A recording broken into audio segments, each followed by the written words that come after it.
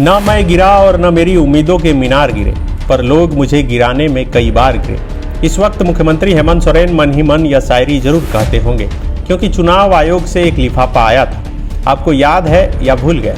नहीं, इतनी जल्दी तो नहीं भूले होंगे, कैसे भूल सकते हैं। आखिर उस लिफाफे के आने के बाद पूरे राज्य में कोहराम जैसा जो मच गया था। लोग तो नए मुख्यमंत्री की तलाश में भी जुट गए थे। सबको लगने लगा था कि झारखंड के राज्यपाल रमेश बैस जैसे ही लिफाफा खोलेंगे, वैसे ही मुख्यमंत्री हेमंत सोरेन की कुर्सी छीन जाएगी। लोगों की बात तो छोड़िए, खुद मुख्यमंत्री भी परेशान थे। तभी तो एक के बाद एक बैठकों का दौर शुरू हो गया था। तमाम तरह की रणनीतियां भी बनने लगी थी। कोई कल्पना सोरेन तो कोई शिबू सोरेन को सीएम की कुर्सी में देखने लगा था। लेकिन देखिए प्रभु की लीला, लिफाफा आज तक एकदम मजबूती से फेविकॉल की जोड़ से चिपका ही रहा। लेकिन जिनके पास लिफाफा आया था उनकी ही राज्य से विदाई हो गई। हालांकि जाते जाते राज्यपाल रमेश बैस ने कई बड़ी बातें कह दी। पिछले कुछ महीनों के अंदर राज्य में हुए कामों को लेकर उन्होंने लिफाफे को ही क्रेडिट दे दिया। कहा कि इतना काम तो हेमंत सोरेन ने पिछले 2 साल में नहीं किया था, जितना कुछ महीनों में लिफाफे के डर से कर दिया।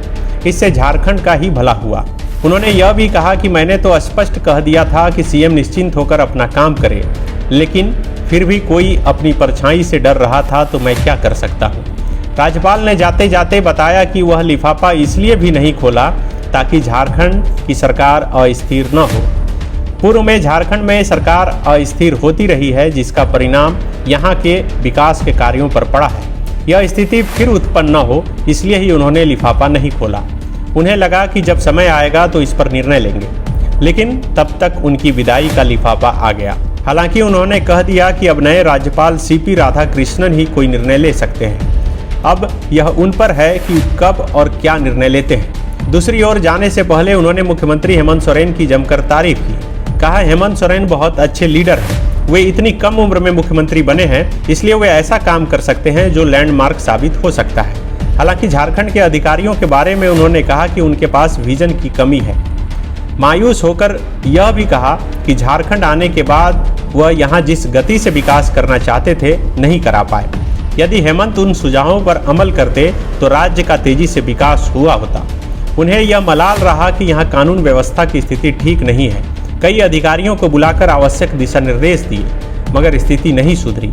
कल जब वह मीडिया से बात कर रहे थे, तब उनसे एक सवाल किया गया कि सत्ता पक्ष द्वारा उन पर भाजपा के लिए काम करने का आरोप लगते रहे। इस पर राज्यपाल ने कहा कि उन्होंने जो भी काम किया वह संविधान के प्रावधानों के अनुसार ही किया।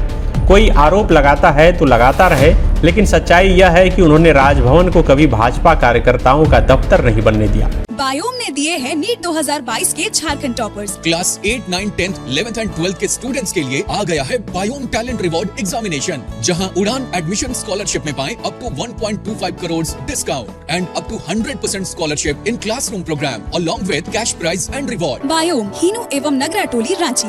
The followup.in. Like, share and subscribe. www.thefollowup.in